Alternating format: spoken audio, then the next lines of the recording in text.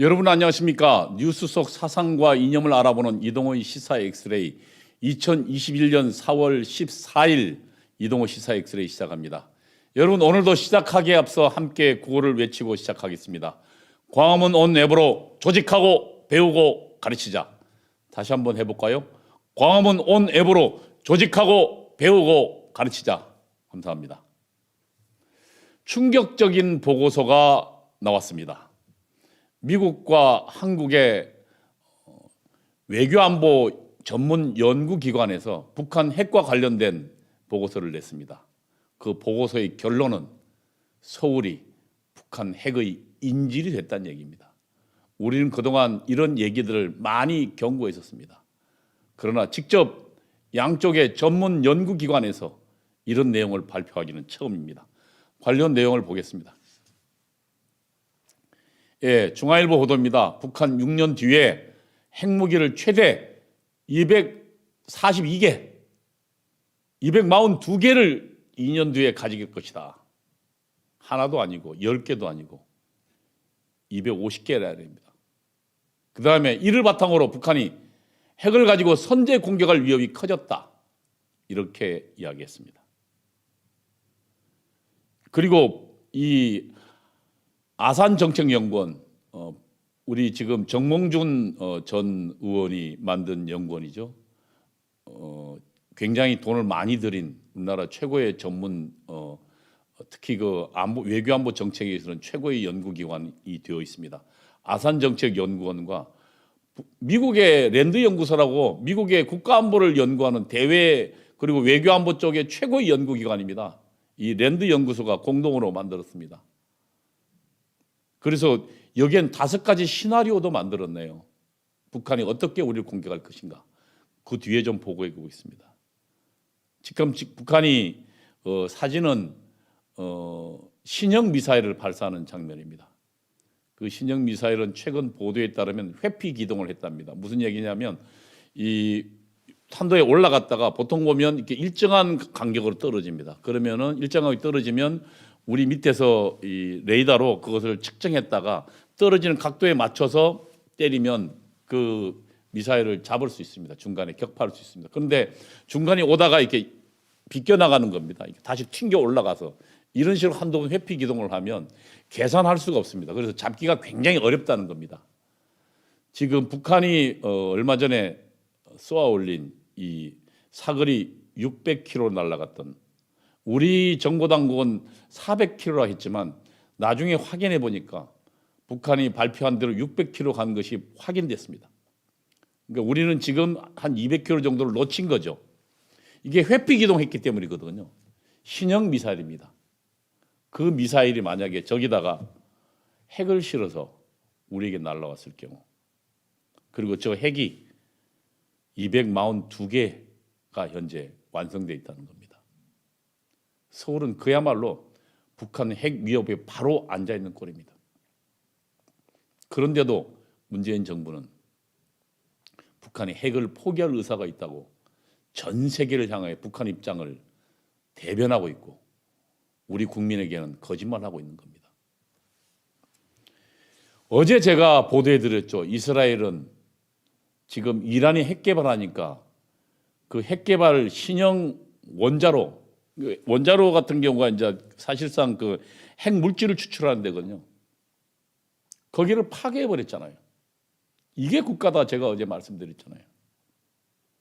근데 우리는 지금 대한민국 정부는 그리고 특히 대한민국 정부를 이끄는 대통령은 북한 핵 위협이 없다고 우리 국민을 속이고 있고 전 세계 북한에게 지금 핵 위협 때문에 북한이 지금 경제를 봉쇄하고 있는데 경제 봉쇄 풀으라고 이야기하고 있고 통일부 장관 또한 그 길을 나서고 있는 형편입니다. 우리 내년도 대통령 선거가 체제 전쟁인 가장 큰 이유 중에 하나입니다. 북한 편드는 사람들 더 이상 대한민국에서 활약할 수 없도록 만들어야겠습니다. 관련 내용을 보겠습니다. 북한이 2027년이면 242개 핵무기와 수십 기의 ICBM은 인터컨티넨탈 범빙 미사일입니다. 그러니까 대륙간 탄도 미사일입니다. 한국뿐만 아니라 미국을 넘나드는 그런 대륙간 탄도미사일을 보유할 것이다. 대륙간 탄도미사일을 보유하는 건 굉장히 중요합니다. 왜냐하면 직접 미국을 쏘기 위해서라기보다도 미국을 협박하기 위해서입니다. 내용을 좀 보면 북한이 2027년 최대 242개의 핵무기와 수십 기의 대륙간 탄도미사일을 보유할 것이라는 전망이 나왔습니다. 이 정도 수준이라면 북한은 선제 핵 공격을 포함한 강도 높은 무력 도발을 감행할 수 있는 단계에 도달했다는 것입니다. 이것은 13일 한미 외교안보 싱크탱크인 아산정책연구원과 미국의 랜드 연구소가 공동으로 발표한 북한 핵무기 위협 대응이라는 보고서에 나온 겁니다. 북한의 그동안의 모든 성명과 정보들은 그들이 절대 핵무기나 핵 관련 시설을 절대 포기하지 않는다는 점을 보여주고 있습니다. 그러나 우리 정부는 거꾸로 이야기하고 있죠. 내용을 좀 요약한 그림을 좀 보겠습니다. 한번 올려보시죠. 2027년 핵무기가 최소 151개, 아무리 적게 잡아도 150개 핵무기가요. 핵저 한 발이 서울에 떨어지면 서울에 500만 명 정도 죽는다는 보고가 있습니다.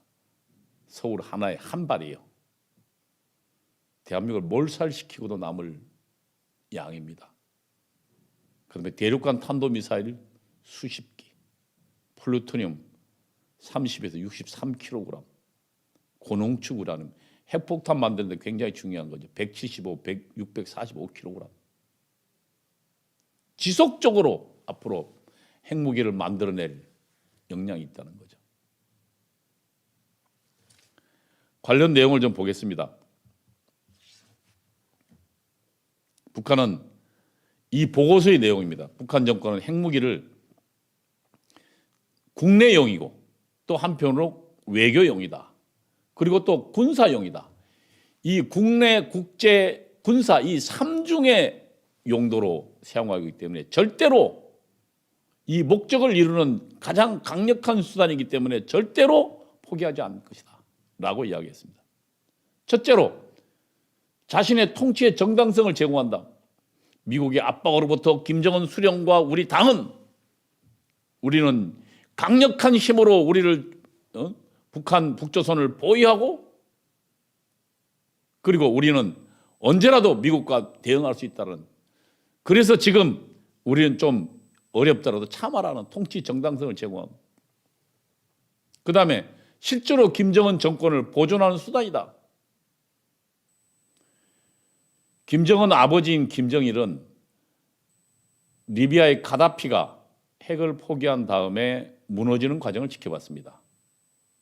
그리고 자신은 절대로 핵을 포기하지 않을 것이라고 공언했다고 합니다. 이 전통을 그대로 지키고 있는 거죠. 그래서 자신의 국가를 보존하는 자신의 국가죠. 자기 나라를, 자신과 자신 아들의 나라, 김정은의 나라, 조선 노동당의 나라를 유지하는 길은 핵무기밖에 없다. 이렇게 생각하는 거고. 세 번째, 북한이 이 지역에서 군사 강국으로 등극한다. 핵의 없는 북한은 사실은 우리가 아무도 상대할 필요가 없습니다. 북한이 뭐라고 하든 얕보죠. 그러나 핵을 지금 242발이나 갖고 있는 핵은 얘기가 달라집니다. 일본도 달라지고 중국도 달라집니다. 소련도 달라집니다. 미국도 달라집니다. 대한민국은 다 말할 것도 없고요. 강국 대접을 받는 거죠. 그 다음에 이걸 가지고 한미동맹을 와해시키겠다는 겁니다. 그 다음에 한국을 압박하고 세계를 압박하는 강압 외교를 강행하고, 그 다음에 전쟁 수행 능력을, 지금 재래식 무기로는 지금 북한이 해당하기 어렵습니다. 예를 들면 뭐 그냥 일반적인 탱크나 뭐 포나 항공기 이거 가지고는 지금 대한민국 국력이 50배의 차이가 넘으니까 상대할 수가 없잖아요. 핵 가지고 이걸 비대칭 전략이죠. 대칭 전략으로는 항공기나 뭐 전차나 이런 거 가지고는 상대하기 어려우니까 이것이 없는 거 비대칭 전략을 가지고 우위를 유지하겠다는 전략이죠. 북한으로서는 생존 수단으로 할 수 있는 얘기죠. 그래서 이런 이유를 들어서 절대로 핵 포기 못한다. 라고 지금 이야기하고 있는 겁니다. 그래서 김정은 정권은 반드시 있어야 될 자산이다. 이렇게 생각하는 겁니다.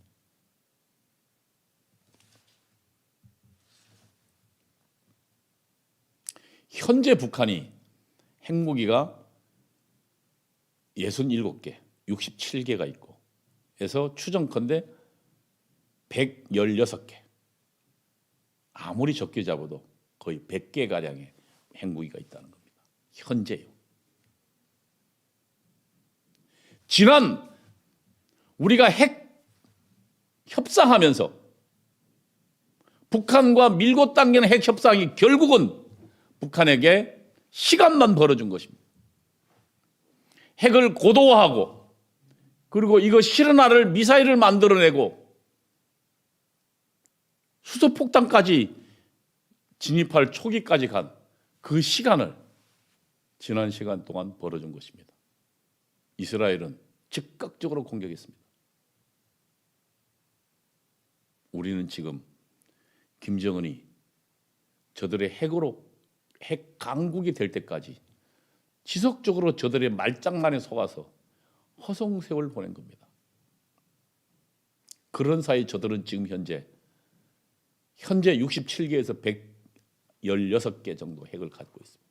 그리고 앞으로 5년이 지나면 240개, 약 250개 정도의 핵을 가지게 된답니다. 그리고 미국을 직접 위협하는 ICBM까지도 그들은 수십 기를 가지고 그럴 뿐만입니까? 이것을 실현하는 가장 강력한 비밀리에 실현하는 무기가 있죠. SLBM이죠. 잠수함에서요. 그래서 그 잠수함도 만들고 잠수함에서 미국을 향해서요. 여러분 미국을 향한 이유는 아주 간단합니다. 이게 SLBM을 만드는 이유는 뒤에 그 시나리오가 나올 겁니다. 그 시나리오에서 제가 좀 설명을 해드리겠습니다. 그리고 핵을 사용하는 위협이 증가했고 그 5가지 시나리오를 지금 이 아산정책연구원과 랜드연구소가 만들었습니다. 한번 보겠습니다. 만약에 북한이 협박과 강압, 억제를 위해 핵무기를 사용한다. 특히 서해 5곳 중 한 곳을 점령한 뒤에 한국이 만일 탈환하려고 시도하면 핵무기 사용을 위협할 수 있다. 대한민국이 핵 없잖아요. 지금 연평도나 지금 우리가 지금 점령하고 있는 서해 5도를 하나를 딱 점령하고 일치해. 그리고 그러면 우리가 반격해야 될 거 아닙니까? 반격하려면 핵 쏘겠다. 그럴 경우 대한민국의 핵전쟁을 각오할 수 있을까요? 우린 지금 핵을 막아낼 현재의 사드조차도 하나 있는 것조차도 제대로 못하고 있는데 중국 눈치 보면서 우리 핵전쟁 각오하고 백령도나 연평도 되찾겠다고 나설 수 있을까요? 이게 첫 번째 시나리오입니다. 두 번째, 핵을 인질로 삼고 서구를 핵을 인질로 삼고 왜냐하면 다른 나라를 핵 공격하면서 만약에 대응하면 서구를 쏘겠다. 그랬을 경우 우리 어떡할까요? 당시 수천 명의 미군의 사상자가 발생하면 미국은 우리와 더불어 싸울 수 있을까요? 그 다음에 세 번째가 핵무기를 사용한 전면전. 40개에서 60개의 대규모 핵무기로 한국의 군사 정치 목표물을 기습 공격해서 군사력과 지휘 통제 시설을 무력화한 뒤 한국을 침공해서 항복을 받아내기 원한다. 그리고 만약에 반격작전을 한미양국이 벌인다면 핵 사용 확대를 위협할 것입니다. 이때 위협하는 것이 뭐겠습니까? 그러니까 지금 서울을 기습 공격해서 핵무기를 쏘아서 핵무기를 가지고 지금 우리 대한민국의 지휘부를 무력화시키고 한 대면 뭐 수백만이 죽으니까요. 그리고 서울을 기습 점령했다. 그리고 휴전하자 할 경우 미국이 목숨을 걸고 싸울까요? 만약에 미국이 우리랑 계속 싸운다면 우리는 SLBM을 쏘겠다. 잠수함에서 미국을 LA를 폭파시키겠다 했을 경우 미국이 핵전쟁을 각오하고 지금 현재 대한민국과 싸울까요? 불란서 드골 대통령이 이 독자적으로 불란서가 핵을 개발하면서 바로 이 이야기를 했습니다. 만일 소련이 우리 불란서를 직접 공격 핵으로 때렸을 경우, 우리 불란서가 초토화됐을 경우 당신 미국이 소련과 직접 핵전쟁을 각오하고 우리를 도와주겠느냐? 우리는 당신의 선의에 기반하고 있지 않는다. 우리는 적어도 우리의 자유만큼 우리가 지켜야겠다. 라고 해서 불란서는 핵무기를 만들었습니다. 당시 군사 강대국이니까 가능했죠. 지금 불란서는 핵 강대국입니다. 우리 만약에 이 세 번째 시나리오처럼 저들이 서울을 점령하고 그 사전에 우리 군사 기지를 무력화시키고 핵으로 무력화시키고 서울을 딱 점령하고는 그리고 미국 너 개입하지 마 했을 경우 우리는 어떡할까요? 이 위험에 지금 직면해 있는 겁니다. 아산정책연구원과 랜드연구소는 바로 이것을 지금 지적하고 있는 겁니다.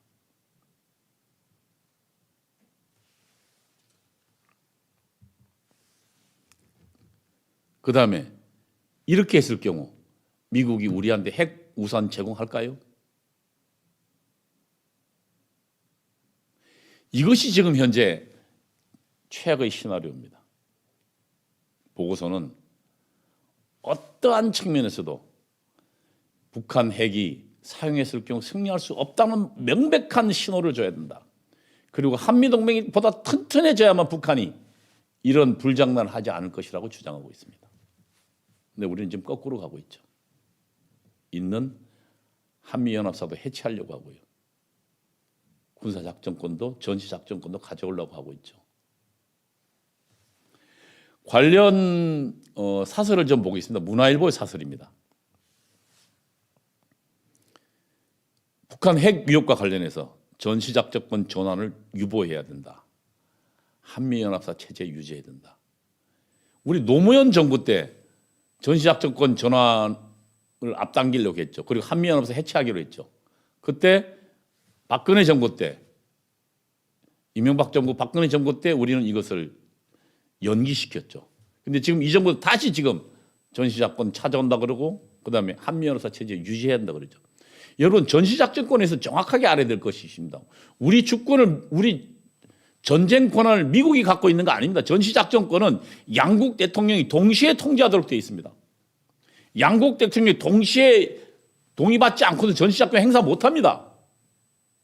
그래서 이거는 전시작전권을 미국이 갖고 있는 게 아니라 양국 대통령이 갖고 있는 겁니다. 그리고 한미연합사에 위임해 있는 겁니다.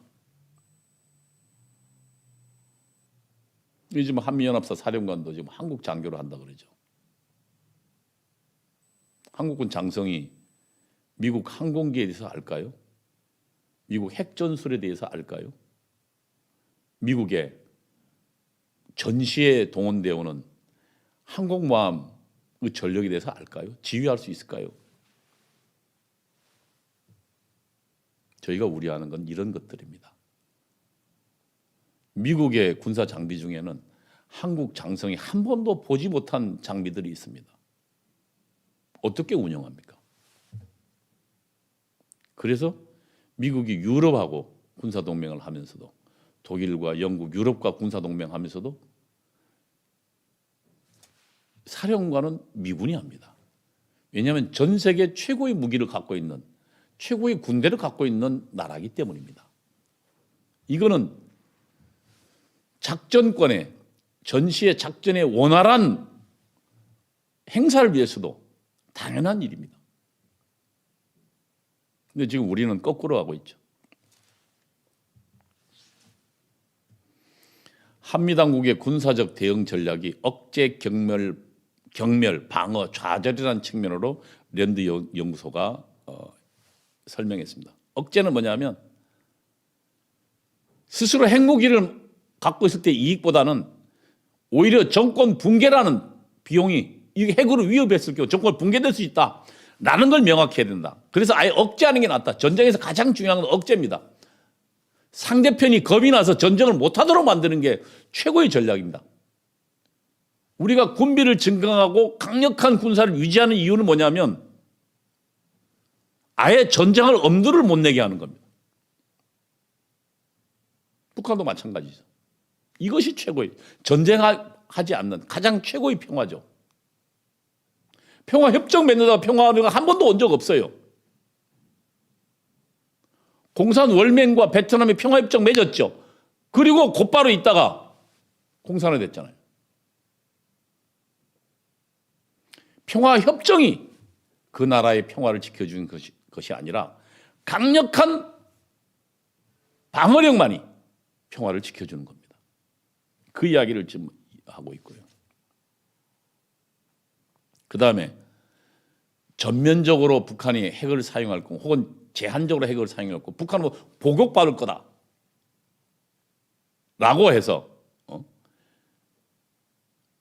이게 경멸 전략입니다. 북한이 만약에 제한적으로 핵을 쏜다 그럴 경우에 사전에 지금 미국이 다 좌표를 알고 있습니다. 한미연합사가 제 후배 중에 한미연합사의 작전처장을 했던 아주 친한 후배가 있습니다. 작전처장 아주 핵심적인 보직입니다. 그 친구 제가 들은 얘기로는 한미연합사가 북한의 핵 좌표를 전부 다 알고 있답니다. 100몇십 개 되는 그러니까 핵이 있는 곳, 그다음 미사일이 있는 곳을 그 유사시되면 거기에 선제 대응할 수 있습니다. 만약에 저들이 핵을 쓴다는 조짐이 보이면 사전에 미리 다 부숴버리는 겁니다. 그럼 어떻게 해야 가능합니까? 미국의 협력이 있어야 가능합니다. 왜냐하면 그 좌표는 지금 미국이 갖고 있거든요. 그리고 미사일이 날아갈 경우 그 좌표를 정확하게 날아가기 위해서는 미국의 인공위성의 도움이 받아야 됩니다.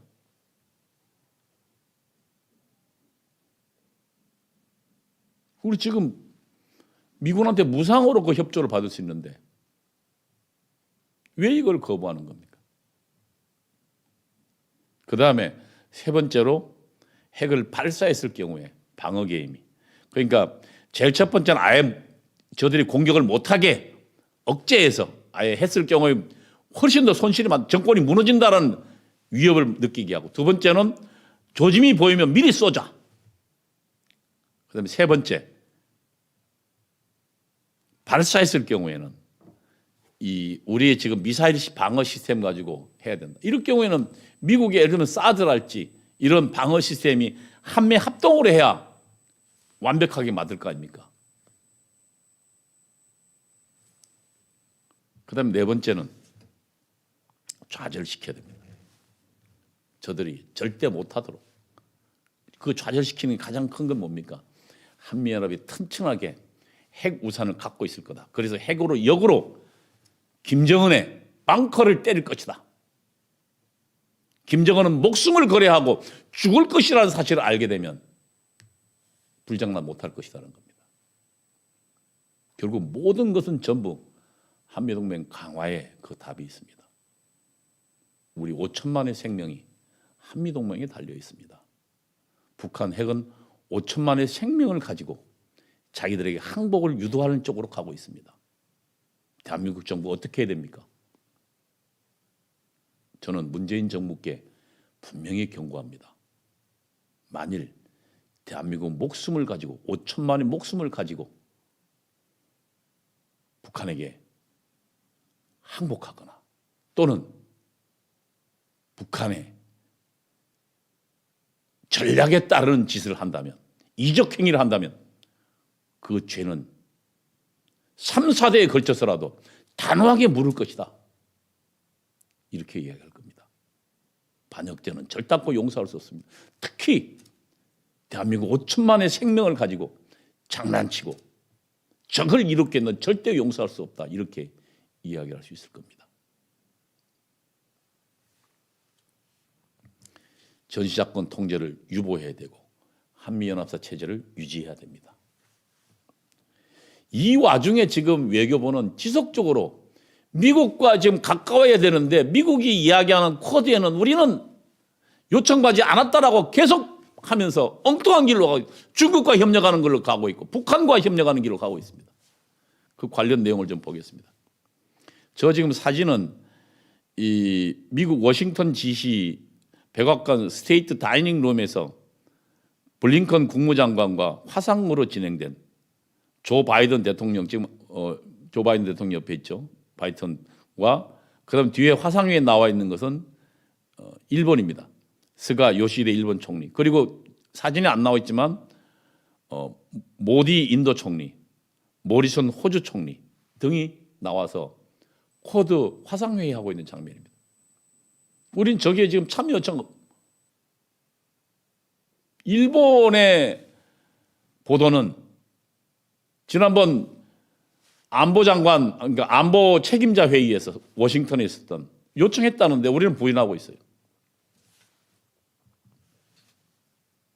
바이든은 지금 현재 군사연합체를 이 쿼드로 삼고 있습니다. 중국의 1대1로를 방어하기 위해서요. 중국이 태평양으로 진출하고 그다음에 인도 태평양을 압박하는 걸 방어하기 위해서 지금 현재 일본과 인도와 그리고 호주, 미국이 지금 협력하고 있습니다. 그 중간에 딱 핵심이 지금 빠져 있어요. 대한민국이.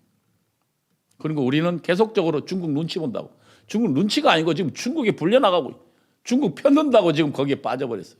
그러면서 계속적 공식적인 참여 요청이 없었다는 거예요. 미국은 지금 그것이 외교안보의 가장 중요한 건데 동맹이라면 거기에 당연히 참여해야죠. 참여하지 말래도 우리가 참여하는 방안이 뭐라고 해야 되죠. 그리고 미국이 제기하는 MD, 미사일 방어 전략, 미사일 디펜스 시스템에도 우리는 지금 빠져버렸잖아요. 지난번에 미사일 쏘을 때, 북한이 미사일 쏘을 때, 북한은 3분 만에 그 미사일에 대한 경보가 발령됐습니다. 우리는 22분 걸렸습니다.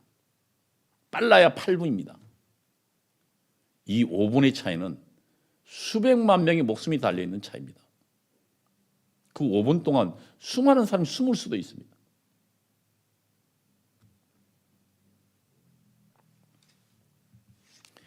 그래서 워싱턴 전문가에게 물었답니다. 이 기자가. 한국 정부는 계속 쿼드 참여 요청 받은 바 없다라고 하더라 물었으니까 대답 대신 피식 웃었답니다. 전문가 얘기는. 그리고 이렇게 한마디 툭 던졌답니다. 참여 요청 못 받았다면 그것이 문제 아닌가요? 미국이 가장 중요한 안보협력 체계 동맹이라면서 참여 요청 못 받았다면 그건 문제 아니냐. 지금 한미동맹의 지금 현재 상태를 나타내 주는 거 아니냐. 일본하고는 지속적으로 협력하면서 가장 맨 앞에 있는 한국과는 지금 아무런 참여 요청 안 한다면 그것이 더 문제 아니냐. 그리고 지금 이 쿼드는 미국, 인도, 일본, 호주 이 네 국은 군사동맹뿐만 아니라 보통 군사동맹이 시작이면 나머지 여러 가지 협력관계로 계속 가죠. 군사가 가장 중요하니까요. 우리는 지금 점점 동맹으로부터 멀어지고 있는 것이죠. 우리는 대신 중국이 요구하고 미국이 우려하는 중국의 1대1로 사업에는 협력하겠다고 했습니다. 제가 며칠 전에 보도해 드렸습니다만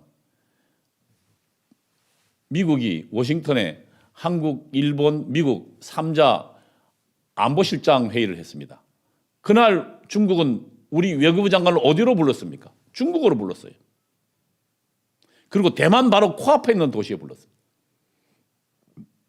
그래놓고 우리는 1대1로 사업에 협력하겠다고 했습니다. 1대1로라는 것은 원벨트 원로드입니다. 중국을 중심으로 거대한 경제 공동체를 새로 구성하겠다는 겁니다. 중국이 미국의 패권에 도전하기 위해서 아시아에 건설하겠다는 새로운 신실크로드 전략입니다. 그리고 그것을 위해서는 육상으로 해상으로 세계로 뻗어나가겠다는 겁니다. 벨트를 만들고. 육상으로 뻗어나가는 길은 뭡니까? 지금 한쪽으로는 이 서방으로 중동을 지어서 서방으로 가는 길이겠죠. 해상으로 뻗어나간 통로는 뭡니까? 태평양으로 나오는 것이죠. 태평양 나오는 길목에 누가 막고 있습니까? 일본이요. 그래서 지금 일본과 영토 분쟁을 벌이고 있는 겁니다. 1대1로는 원벨트를 만들겠다. 미국, 중국 중심의 세계 질서를 재편하겠다는 거예요. 거기에 지금 한국이 들어오라는 겁니다. 우리 외교부 장관이 거기 가서 협력을 약속했습니다. 이게 눈치 보기입니까? 중국 편들기죠. 대신 미국이 가장 이 1대1로에 대응하기 위해서 미국이 가장 중요시하는 인도 태평양 지금 군사 협력 체계 쿼드에는 빠져 있습니다.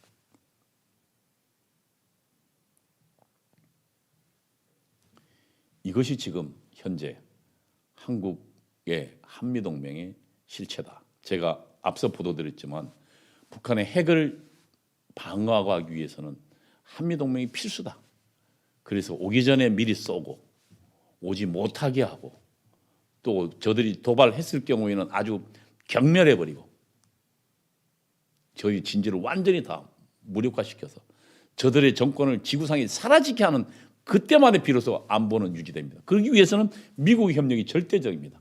우리는 거꾸로 가고 있습니다. 중국과 1대1로 가고 있는 거죠. 다음 뉴스 보겠습니다. 한국경제연구원이 그동안 대한민국의 청년 일자리 문제, 일자리에 대한 통계를 조사했습니다. 그리고 보고서를 냈습니다. 그 구체적으로 정규직 청년 일자리가 사라지고 있다는 것을 구체적으로 증명하고 보고서를 냈습니다. 정규직 청년 일자리, 이것이 핵심 일자리죠. 정규직 청년들이 일용직 임시직에서 되겠습니까? 결혼도 해야 되는데 일용직 임시직한테 누가 자신의 딸과 결혼하도록 허락하겠습니까? 그리고 20대 시작하는 청년들이 일용직까지 시작해서 되겠습니까? 그들이 어떻게 미래를 꿈꿀 수 있겠습니까? 그래서 청년들 가장 중요한 건 정규직이죠. 그런데 그 정규직이 노무현 정부 들어서, 아니 문재인 정부 들어서 사라지고 있다는 겁니다. 그 가장 큰 이유는 잘못된 사회주의 정책 때문이죠. 관련 기사를 좀 보겠습니다. 문화일보가 보도했습니다. 한국경제연구원이 만든 보고서입니다. 청년 취업자 보고서. 정년을 연장하고 임금을 상승했더만, 임금을 올렸더만 역으로 청년 정규직 취업 비중이 줄었다. 제가 매주 화요일 날 이 민노총 관련 대담을 하고 있습니다. 사회디자인연구소 김대호 소장과 더불어서 대담을 하고 있습니다. 김대호 소장은 드물게 서울대 공대를 나온 사람입니다. 그리고 노동운동에 있었던 사람입니다. 그러다 이 사람이 대우자동차에 들어가서 그래서 노동운동도 있었고 좌파 노동운동도 있었고 대우자동차 대여기업에도 있었습니다. 그러면서 그는 변화되는 과정에서 앞으로 대한민국 활로가 어딘지 꾸준히 고민해 왔던 사람입니다. 좌에서 우로 긴 세월을 거쳐 20여 년 넘는 긴 세월을 거쳐 전향했던 사람입니다. 그가 가장 잘 아는 게 이 민주노총 그리고 청년 일자리 문제입니다. 그는 이렇게 이야기했습니다. 그는 이렇게 절규했습니다. 지금 대한민국 귀족노조, 이 민주노총이 저들이 지금 받는 억대 연봉이, 저들이 받는 빨대가 청년들의 일자리, 청년들을 뺏은 거다. 그리고 비정규직 혹은 제2, 제3의 벤더들, 하청업체들의 임금을 뺏은 거다. 저들이 지금 받고 있는 연봉 1억짜리는 저들의 생산성의 결과가 아니라 착취의 결과다. 누구한테 뺐냐? 청년들한테 뺐고 또 하청업자한테 뺐다. 그렇게 주장하고 있습니다. 그 이야기가 지금 구체적으로 한국경제연구원 보고서에 나온 겁니다. 정년을 연장했더만. 정년 연장은 당연히 새로 안 뽑죠. 그리고 현재 연공 체계잖아요. 오래 일하면 성과와 상관없이 많이 받잖아요. 그러면 초임하고 지금 정년 앞둔 사람하고 연봉 차이가 거의 배의 차이.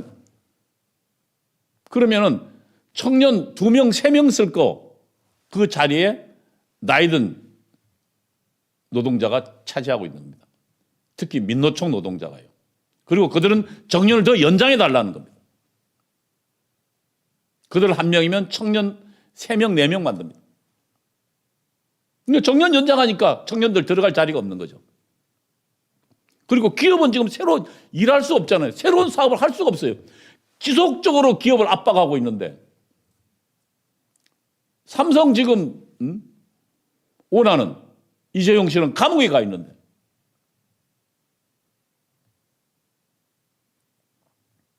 정년 연장하니까 기업은 새로 새 사업 못하고 있는 상황에서 거기에 먼저 잡고 있는 민노총 친구들이 청년 일자리를 막고 있는 거예요. 이들이 그러면서 비정규직 청년 일자리를 만들려고 저 위선과 교만을 떨고 있는 겁니다.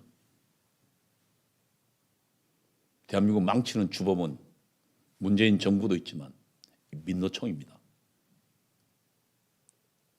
그리고 저들이 시간 일자리를 기초임금을 확 기본임금 올려버리니까 청년 비정규직 정규직 일자리 확 줄었다는 겁니다. 그 보고서입니다. 취업자 비중이 이렇게 얘기합니다. 근로 연령을 그러니까 정년을 1년을 증가하니까 청년 취업자가 0.29%가 감소했답니다. 굉장히 많은 수치입니다. 전체 청년 취업자 0.29%. 그다음에 평균 임금을 시간당 평균 임금을 1,000원 증가하니까 0.45%가 감소했습니다. 그런데 우리 지금 두 개 다 했잖아요.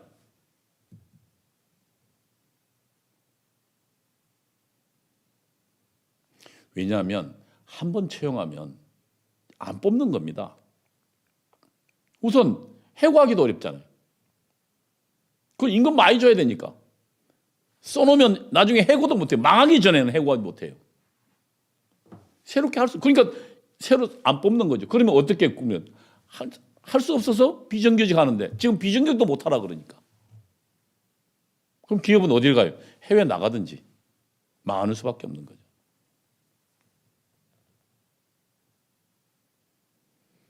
전쟁의 폐허에서 이 자유를 토대로 만들어진 이 대한민국의 기업이 이들이 지금 사회주의 정부 때문에 이렇게 망하는 길로 가고 있는 겁니다. 물론 그전에 우파 정부도 제대로 된 기업의 요구를 반응하지 못했어요. 좌파들 눈치 본다고. 야당 눈치 본다고. 당시 야당이죠. 지금 좌파들. 우리는 본격적인 적어도 기업이 일자리 만든다는 것으로 가야 됩니다. 그래야만이 우리 청년들이 살아납니다. 지금 문재인 정부는 정부 돈 가지고 뭡니까? 비정규직 만들고 있잖아요. 임시 일용직 만들고 있잖아요. 이거 가지고 청년들 어떻게 삽니까?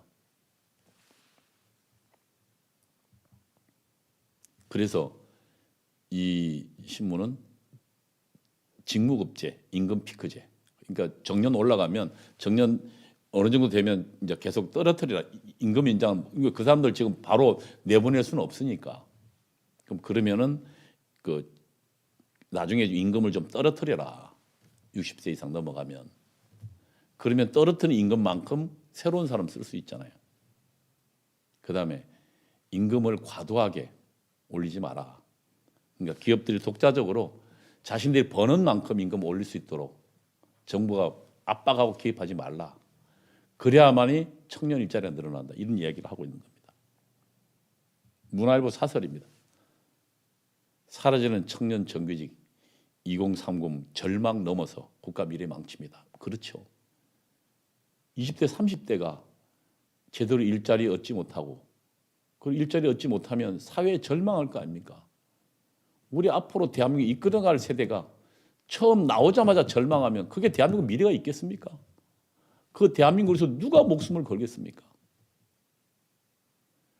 일본은 지금 현재 AI 인재 100만 명을 양성하겠다고 했습니다.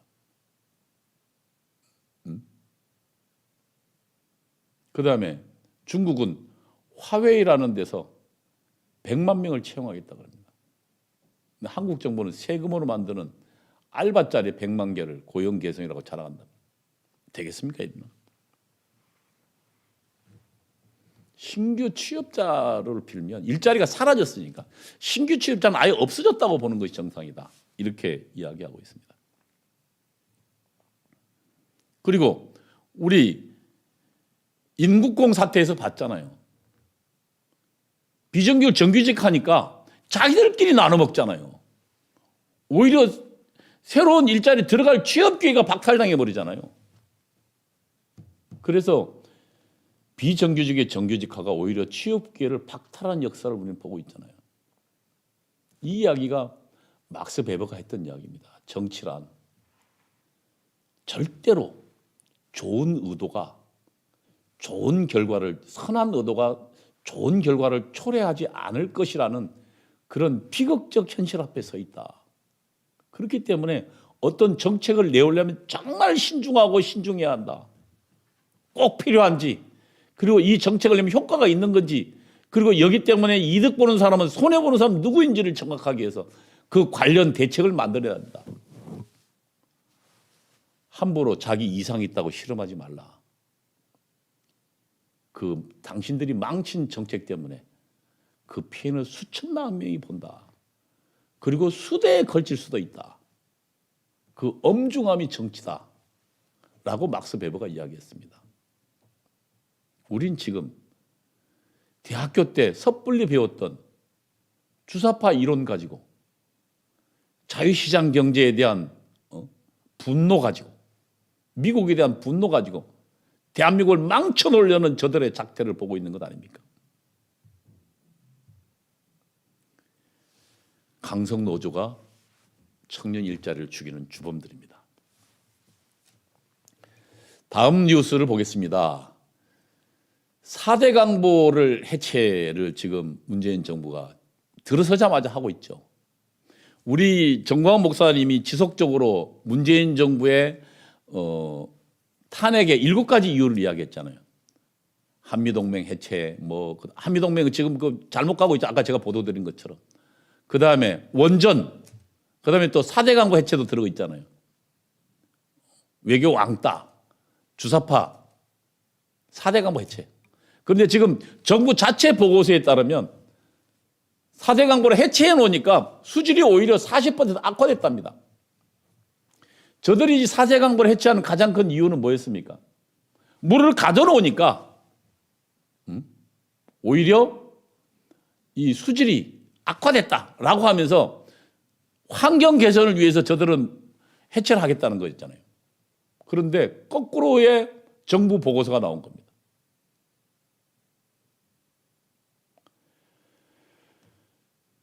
지금 우리 4대강 만들기 전에 이명박 대통령 때 제가 그 이명박 대통령 당시에 선거전략 참모였기 때문에 이명박 대통령과 직접 이 문제를 가지고 4대강 문제를 가지고 직접 의논한 적이 있습니다. 왜냐하면 선거 캠페인을 설명해야 되기 때문에 4대강에 대한 굉장히 많은 국민들 오해가 있었잖아요. 그리고 야당이 무슨 진시황처럼 무슨 만드는 거냐, 토목공사하는 거냐라고 계속 공격해 댔잖아요. 그때 이명박 대통령에게 제가 직접 들은 얘기가 있습니다. 그때 제가 선거전략 참모였기 때문에 그때 이명박 대통령은 이렇게 이야기했습니다. 물이 훨씬 더 좋아집니다. 지금 대한민국의 강들이 전부 말라 비틀어져 있습니다. 4대강 전에 한번 보십시오. 우리는 홍수가, 그러니까 지금 비가 한두 달간에 집중적으로 내립니다. 전체 강수량의 한 80%가 내리는 나라입니다. 그럼 그 비들이 전부 다 바다로 들어가 버립니다. 유럽 같은 나라는 1년 내내 잔잔하게 내리기 때문에 그 수위를 유지할 수 있습니다. 우리는 한두 달 만에 우리 보십시오. 여름 장마철하고 그다음에 그 여름 끝나기 전에 그 태풍 몰아칠 때 그때 집중적으로 내립니다. 이때 우리는 가둬두지 않으면 우리는 수자원도 이용 못하고 뿐만 아니라 강도 오염된다. 그래서 혹시 강 주변에 사는 분은 기억하시겠습니다만 4대강 하기 전에 여름을 제외하고는 강물이 말라 비틀어서 거기에 물이라고 할 수 없을 정도였습니다. 그런데 4대강 물을 막아두니까 오히려 수질이 개선됐습니다.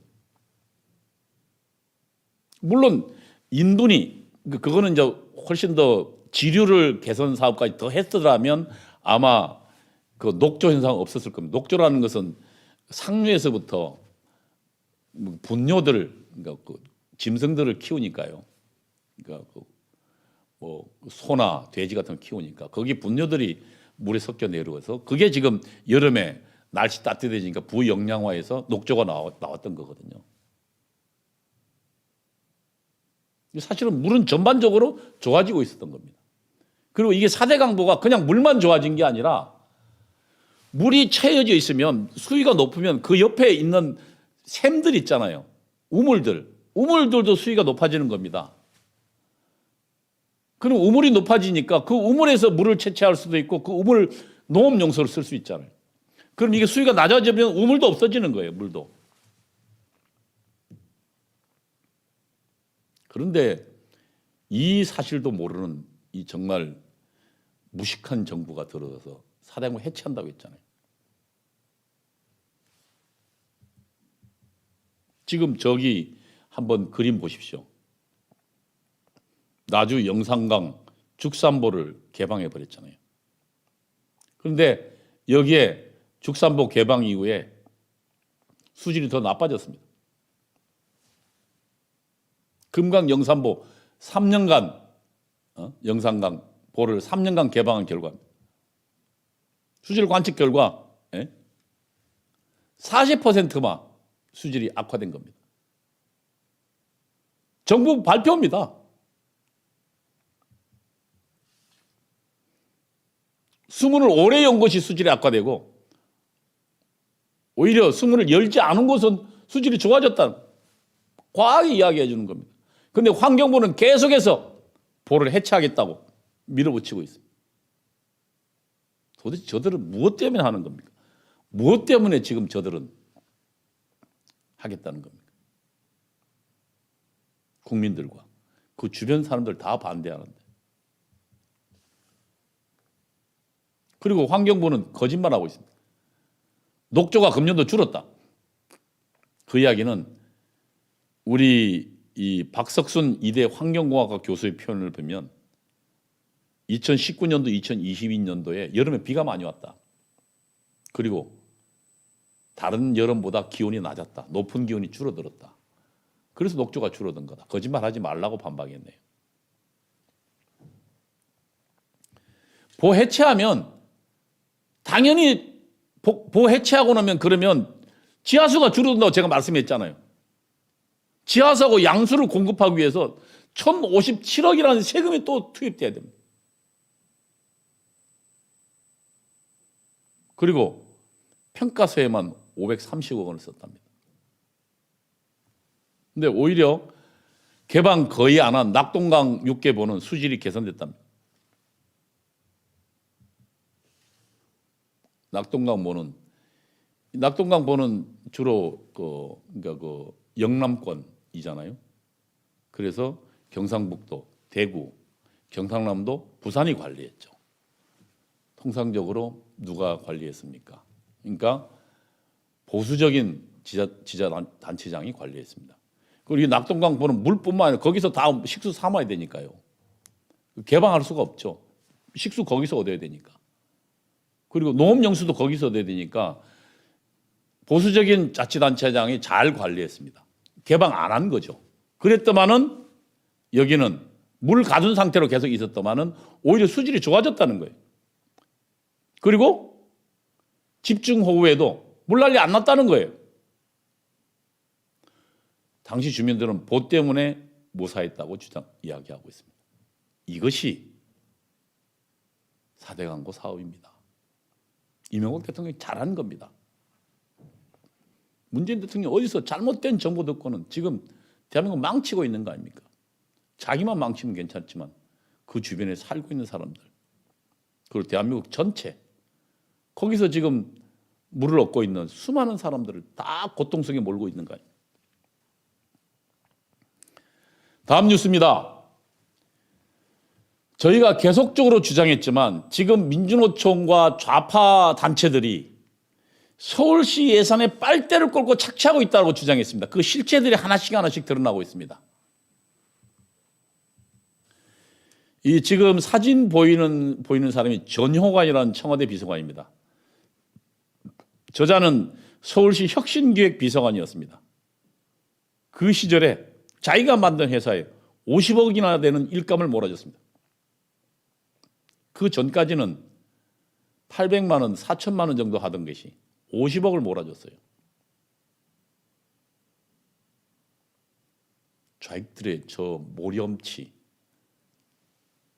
그리고 저 돈을 향한 집요함, 어디가 끝일까요? 도대체 어디 하나 온전한 사람이 없네요. 아니, 그리고 내가 지금 서울시 비서관을 하던 시기에 혁신 기획관을 하면서 자기가 있던 회사를 자기 친구한테 물려주고 그 친구한테 50억을 몰아주고 그리고 그 친구는 또 센터장으로 등록시켰습니다. 사회적 기업을 보조하는 센터장으로 만들어주고 그 센터장 만든 그 친구는 자기 아내를 그 기업으로 해서 또 몰아줬어요. 이게 지금 좌파들의 서울시 예산 빨대꽃입니다. 그 빨대를 가지고 그들은 불을 찾죠. 좌파들은 자기들이 직접 불을 생산하지 않습니다. 그리고 정부 세금 가지고 인맥을 이용해서 그들끼리 나눠 먹고 있는 거죠.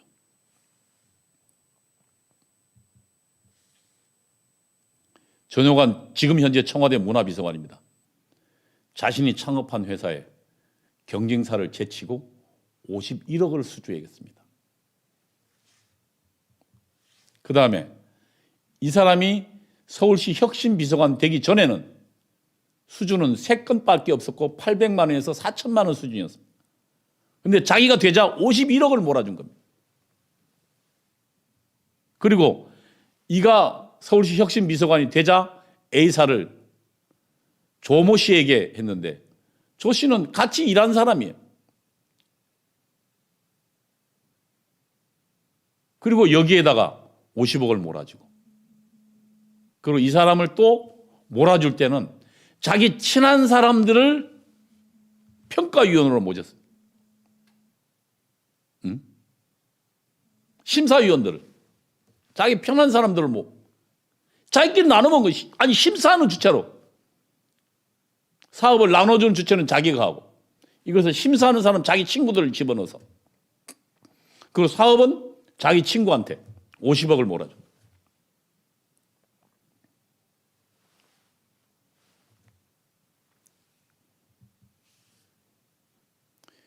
하다못해서 그래서 민주당 시의원이 이렇게 이야기했답니다.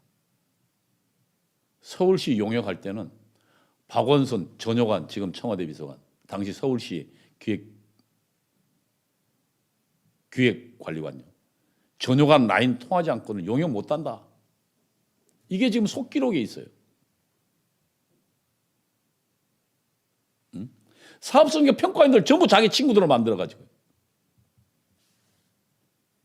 여러분, 자신이 갖고 있는 지위와 정보를 이용해서 자기와 관련 있는 업체에 특혜를 몰아주는 거 이거 비리 아닙니까? 오세훈 서울시장은 이거 감사해야 될 겁니다. 다음 뉴스는 짤막하게 하나 보겠습니다. 언제까지 예배의 자유를 억압하는지 모르겠습니다. 연극 공연에는 좌석의 66%를 판매했습니다. 그런데 지금 현재 아직도 예배는 좌석의 20%만 가능합니다. 관련 기사 한번 볼까요? 조선일보 기사인데 재밌는 건 매진 코로나 흥행 속 미스터리다. 지금 연극 공연이 살아났다는 얘기인데요. 제가 주목하는 그 뒷좌석입니다. 뮤지컬 시카고라는 유명한 그 연극이죠. 전체 좌석의 66%를 판매했다는 겁니다. 그 다음에 연극에 관한 방역 지침은 동반자 외에는 한 칸 뛰어 앉아. 동반자가 있으면 같이 앉고 나머지는 뛰어 앉아라. 지금 예배는 어떻습니까? 전체 좌석의 20%만 들어가게 하고 사람마다 전부 다 뛰게 만들어놨죠. 이게 될 말입니까? 연극보다 예배가 위험합니까? 예배도 다 마스크 쓰고 있는데요. 연극은 전체 66%라. 그러니까 한 칸 건너면 우린 예배는 저도 사랑제일교회 참여하고 있습니다만 앞뒤에 한 칸 또 띄우잖아요. 그리고 내 옆에 또 띄우고 20%만 참여하는데. 그리고 또 걸핏하면 성북구청에 나와서 몇 명 오는지 관심 없대요. 근데 아예 지금 자체가 연극 공연은 방역 지침에는 동반자하고는 옆자리에 앉아도 되고 동반자 아닌 사람 띄워라.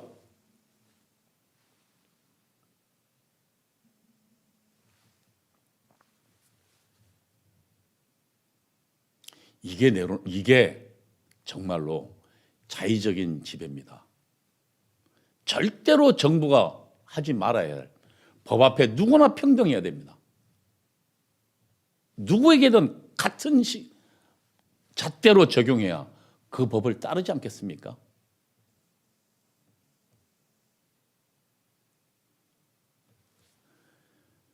언제까지 우리는 이런 저들의 정말로 자기 편만 그리고 자신을 반대하는 사람을 탄압하는 이 광경을 지켜봐야겠습니까? 작년 8.15 때 사랑제일교회 코로나 터졌을 때 어떻게 했습니까? 전부 명단을 가지고 전부 다 전화해서 전부 다 검사받으라 했습니다. 그런데 그때 이미 4월 달에 국립극장에서 그때 뭡니까 연극 뭐 있죠? 오페라 유령 연극할 때 주연 배우가 코로나에 걸렸습니다. 그리고 그 연극에 참여한 8,000명이었습니다. 그 주연 배우와 직접 접촉한 사람 14명 외에는 아무도 조사받아라 하지 않았습니다. 검사받아라 하지 않았습니다. 이게 지금 왜 사랑제일교회는 그리고 왜 교회는 이렇게 압박하면서 연극은 우리는 이것을 헌법 위반이라고 합니다. 문재인 정부의 심판해야 될 이유가 또 하나 생긴 겁니다. 저들 스스로 만드는 방역 지침도 또 다르잖아요. 연극 관람하는 사람들은 동반자 외에는 띄워라. 그리고 66%의 티켓을 파는 게 아니고 우리는 지금 일주일에 한 번 예배 드리는데 그리고 저기는 매일 하잖아요. 우리는 일주일에 한 번 예배 드리는데 20%만 참여하더라고요. 여러분 우리 자유는 우리가 지킬 때만이 우리가 누릴 수 있습니다. 우리는 이 문재인 정부 들어서 분명히 하나 알아야 될 것이 있습니다. 내 자유는 내가 포기하는 순간 내가 지키려고 노력하지 않는 순간 내 자유는 날아가 버린다. 우리는 자유를 향한 우리의 투쟁에 나서야 될 것입니다. 다시 한 번 외치겠습니다. 자유를 위한 투쟁에 우리는 조직으로 나서야 될 것입니다. 여러분 광화문 온 내부로 조직하고 나부터 자유의 소중한 가치를 배우고 우리 주변을 가르칩시다. 그래야 기필코 자유를 향한 우리의 투쟁이 승리를 거둘 수 있도록 함께 나아가야겠습니다. 오늘 여기까지 하겠습니다. 감사합니다.